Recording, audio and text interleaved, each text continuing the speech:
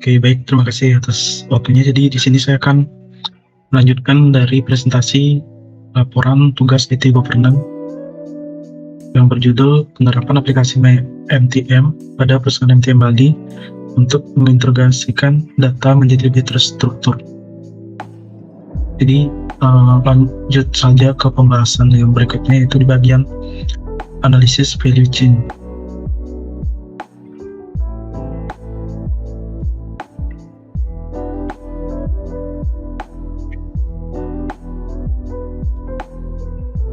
Dengan mempertimbangkan faktor-faktor ini, IT Mitra Telemedia Manunggal dapat meningkatkan keunggulan kompetitif mereka dan memastikan pertumbuhan dan keberhasilan jangka panjang di pasar layanan internet.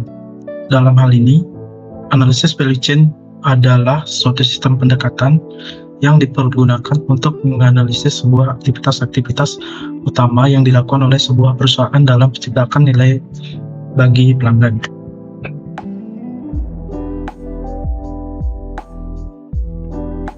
Nah, sebagai salah satu penyedia layanan telekomunikasi dan internet, MTM memiliki value chain yang melibatkan beberapa tahap utama dalam menyediakan layanan dan produknya.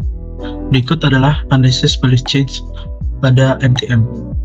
Jadi yang pertama itu ada tahap input. Nah, di dalam tahap input ini, sumber daya manusia.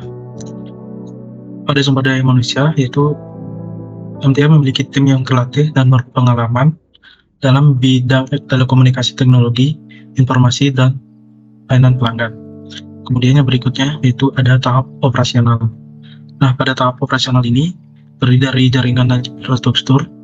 Jadi MTM Bali mengoperasikan jaringan secara optik atau fiber optik yang canggih, dan tentunya ini merupakan kabel yang memiliki kecepatan yang paling tinggi dari kabel-kabel yang lainnya di infrastruktur telekomunikasi yang dapat menyediakan konektivitas internet dan layanan komunikasi.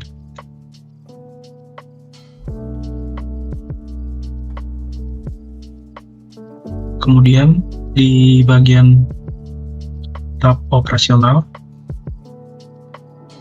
ada juga layanan internet.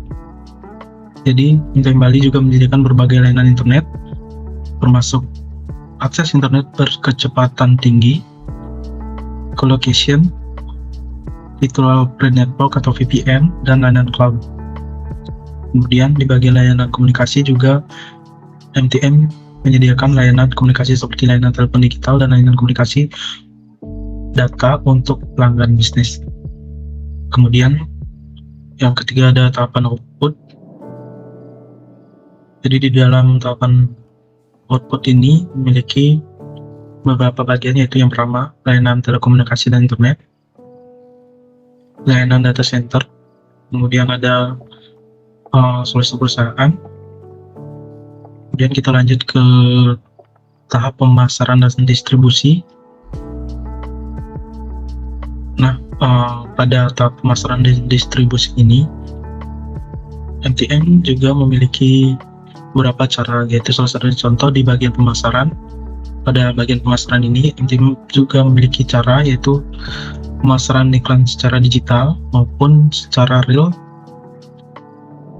Kemudian ada kemitraan berbayar atau bisnis, dan juga promosi-promosi secara langsung. Kemudian di bagian distribusi,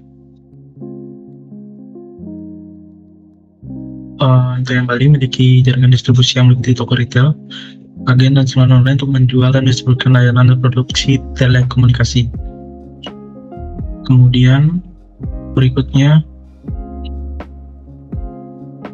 ada tahap layanan pelanggan.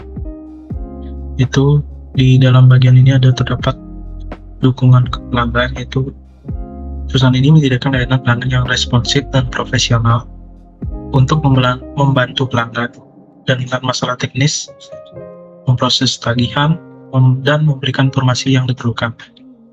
Kemudian pada bagian perbaikan pemeliharaan, MTM Bali memiliki tim perbaikan dan pemeliharaan yang siap tanggap untuk memastikan layanan tetap berjalan dengan baik dan memperbaiki suatu problem yang muncul. Kemudian kita lanjut ke slide berikutnya. Di bagian 2.6 ini ada arsitektur bisnis. Nah, arsitektur bisnis dalam IT governance mengacu pada kerangka kerja yang digunakan untuk merancang dan mengatur proses, struktur, dan komponen bisnis dalam konteks teknologi informasi atau TI suatu organisasi. Nah, arsitektur bisnis ini juga bertujuan untuk menghubungkan strategi bisnis dengan solusi teknologi yang mendukungnya. Dalam konteks IT governance, arsitektur bisnis berperan penting dalam membantu organisasi dalam mengintegrasikan dan mengelola sistem TI secara efektif untuk mencapai tujuan bisnis yang diinginkan.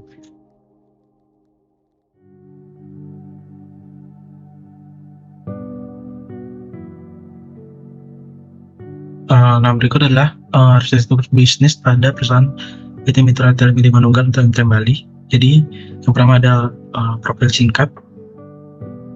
Nah, nama perusahaan ini adalah PT Mitra Telemedia Manunggal atau biasa disebut MTM Bali. Kemudian untuk bidang industri, yaitu pada bagian provider internet dan layanan kabel TV. Kemudian untuk waktu berdirinya, perusahaan ini berdiri pada tahun 2008, yang kantor pusatnya beralamat di seberang Bali Udang Maningking, Jalan Nakula nomor 11, Pemecutan Kelot dan Pasar Barat, Bali. Nah, kemudian adapun visi dari MTM Bali ini, itu MTM Bali berinvestasi dalam mengembangkan teknologi dan menyediakan hiburan yang tidak hanya menghubungkan orang satu sama lain, tapi juga dengan dunia. Kemudian berikutnya ada misi. Nah, perusahaan ini juga memiliki misi, yaitu sebagai distributor ISP dan TV kabel terkemuka di Bali. MTM juga bertujuan untuk menyediakan koneksi internet yang cepat dan stabil serta hiburan TV yang berkualitas tinggi dengan harga yang terjangkau.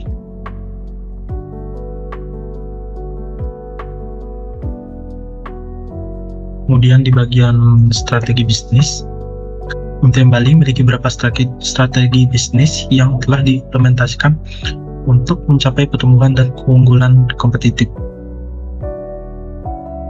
Berikut adalah beberapa contoh strategi bisnis dari MTM Bali. Jadi yang pertama,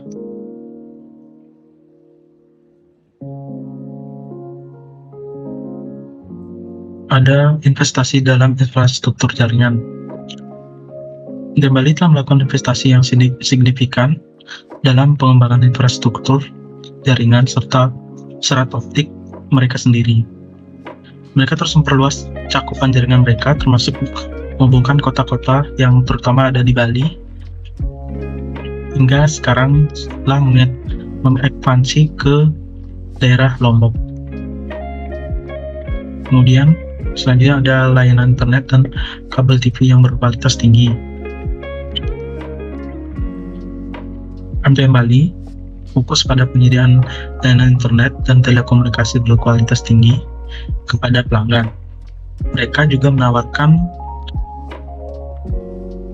layanan kabel TV yang berkualitas tinggi dan juga memiliki nilai biaya yang lebih murah dari bisnis-bisnis yang lainnya. Kemudian berikutnya ada peningkatan layanan ke segmen bisnis. Perusahaan ini juga mengembangkan solusi dan layanan khusus untuk segmen bisnis seperti layanan konektivitas dan aplikasi bisnis yang dirancang untuk memenuhi kebutuhan korporasi dan industri. Mereka juga menawarkan layanan data center yang aman dan handal. Kemudian ada di bagian teknologi inovasi atau inovasi teknologi. MTM Bali juga terus melakukan inovasi dalam teknologi informasi dan telekomunikasi. Mereka berinvestasi dalam penelitian dan mengembangkan koneksi internet yang lebih cepat, pengembangan layanan cloud baru, dan aplikasi bisnis yang inovatif. Kemudian yang terakhir itu ada fokus pada pelanggan. MTM Bali memiliki fokus yang kuat pada pelanggan. Mereka juga menyediakan dukungan pelanggan yang responsif dan siap tangkap melalui berbagai saluran. serta memenuhi kebutuhan pelanggan dan memberikan solusi yang sesuai.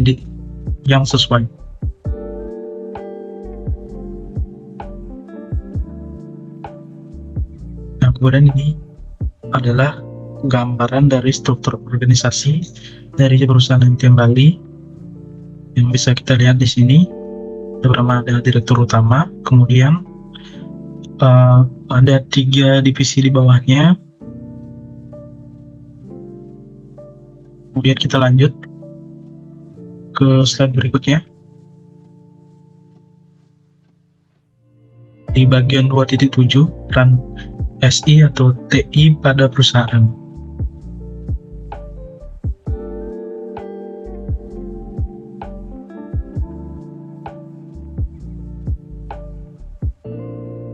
Jadi MTM ini merupakan platform yang dikembangkan oleh MTM Bali untuk memberikan manfaat bagi pengguna. Berikut adalah beberapa manfaat pada saat menggunakan MyMTM. Jadi yang pertama, akses yang mudah dan praktis. Jadi yang dimaksud di sini adalah MyMTM ini menyediakan antarmuka yang mudah digunakan atau interface yang mudah digunakan atau mudah dicermati, yang memungkinkan pengguna untuk mengakses dan mengelola layanan MTM Bali dengan cepat dan praktis. Nah, pengguna di sini dapat melakukan berbagai tindakan seperti memantau penggunaan data, membayar tagihan, mengatur layanan, dan juga menghubungi layanan pelanggan melalui platform ini. Kemudian ada pemantauan pengelolaan, penggunaan, dan kontrol. Nah, yang dimaksud di sini adalah MyMTM ini memungkinkan pengguna untuk memantau penggunaan data dan mengontrol penggunaan internet yang mereka gunakan. Kemudian pengguna juga dapat melihat informasi penggunaan data harian ataupun mingguan dan bulanan, serta memonitor penggunaan data perangkat yang terhubung ke dalam jaringan MTM. Hal ini memungkinkan pengguna untuk mengelola dan mengoptimalkan penggunaan internet mereka. Kemudian yang ketiga ada pembayaran tagihan yang mudah.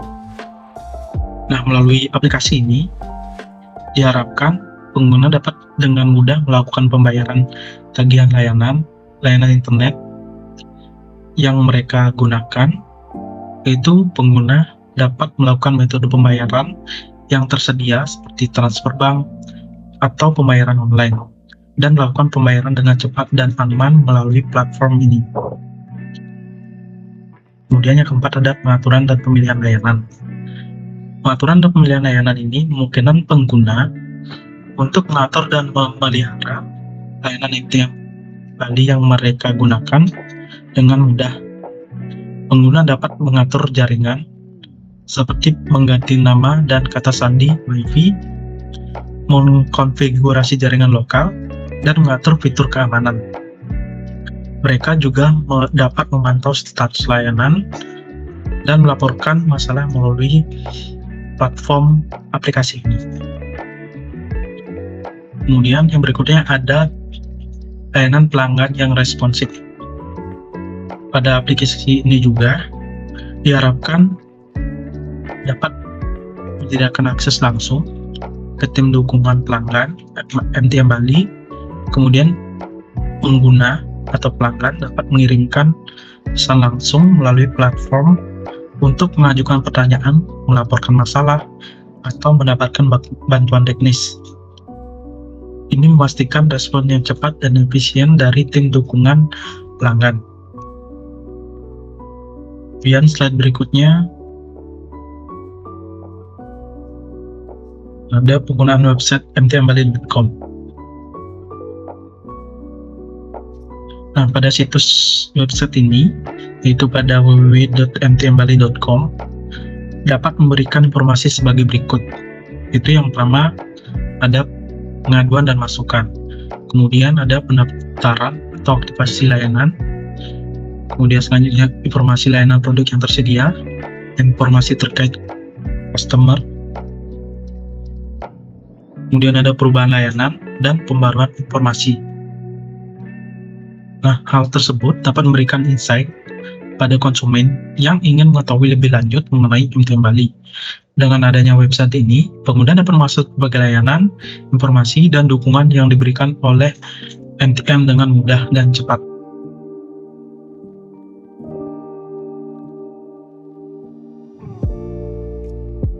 Dan slide berikutnya, itu pada bagian 2.8, strategi pengembangan SI atau TI aplikasi MyMTM. MyMTM adalah singkatan dari My Mitra Telemedia Manunggal. MyMTM merupakan platform yang dikembangkan oleh MTM Bali untuk memberikan solusi manajemen yang terintegrasi untuk layanan customer care. Strategi pengembangan SI/TI MyMTM melibatkan pendekatan yang terencana, sistematis untuk mengembangkan dan meningkatkan fitur yang fungsional melalui platform tersebut.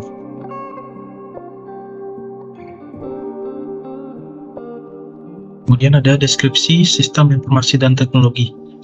Sistem informasi atau SI dalam MyMTM mencakup rangkaian perangkat keras, perangkat lunak, infrastruktur jaringan, dan proses yang digunakan untuk mengumpulkan, menyimpan, mengelola, dan menyajikan informasi yang relevan bagi pengguna MyMTM.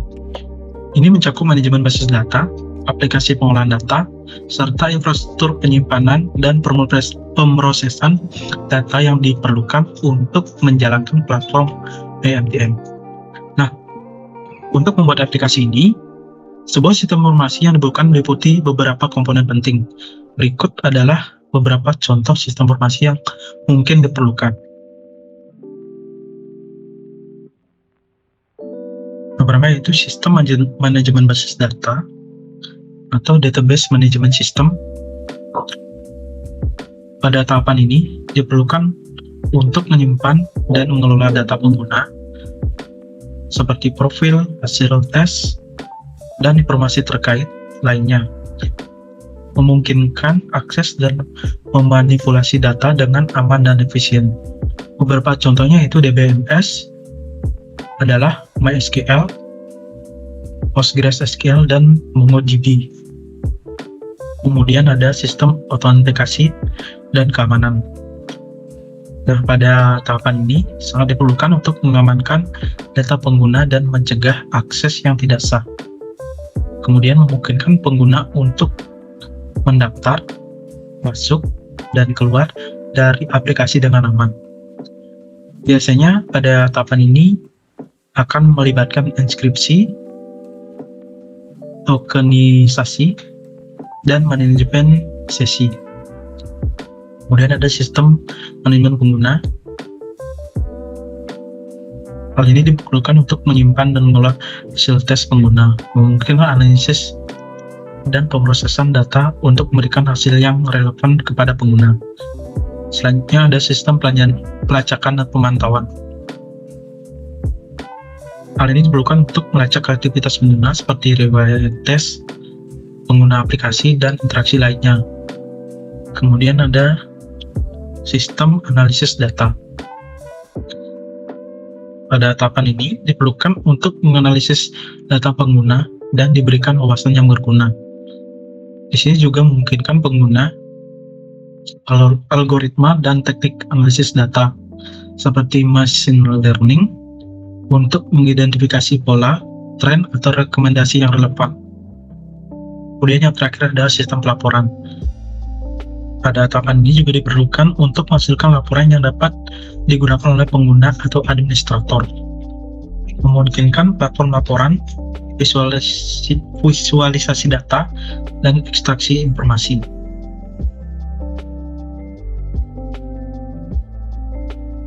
Kemudian berikut ada roadmap dari rencana pengembangan sistem informasi dari MyMTM.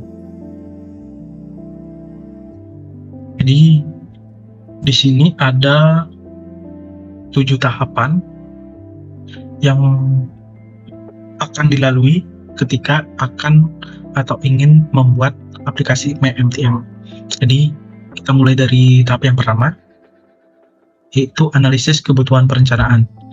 Nah, di sini pada tahapan ini kita melakukan identifikasi kebutuhan, dan perencanaan. Kemudian di sini juga kita melakukan tinjauan infrastruktur teknologi informasi yang ada,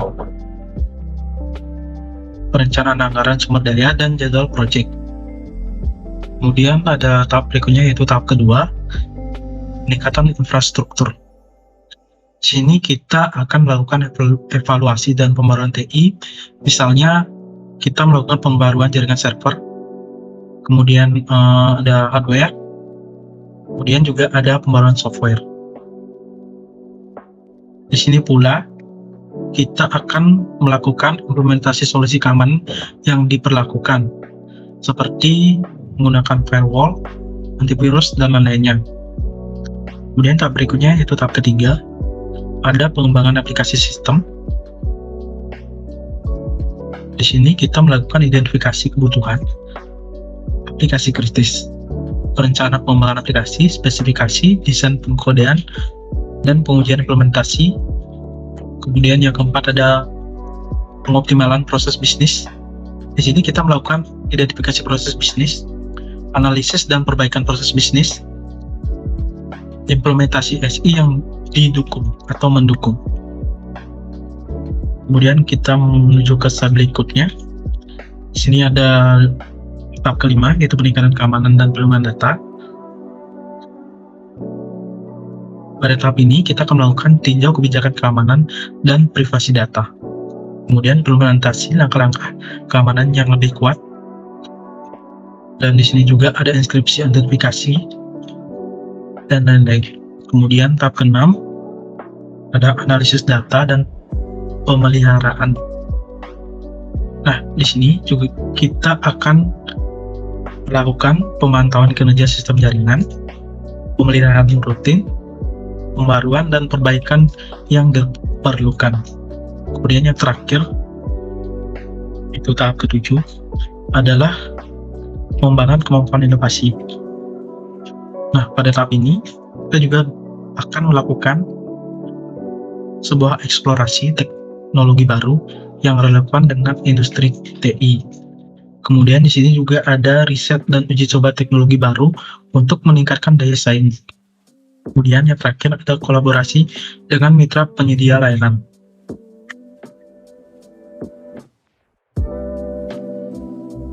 Oke, untuk pemaparan materi dari saya rasa cukup sekian. Jadi akhir kata saya ucapkan terima kasih.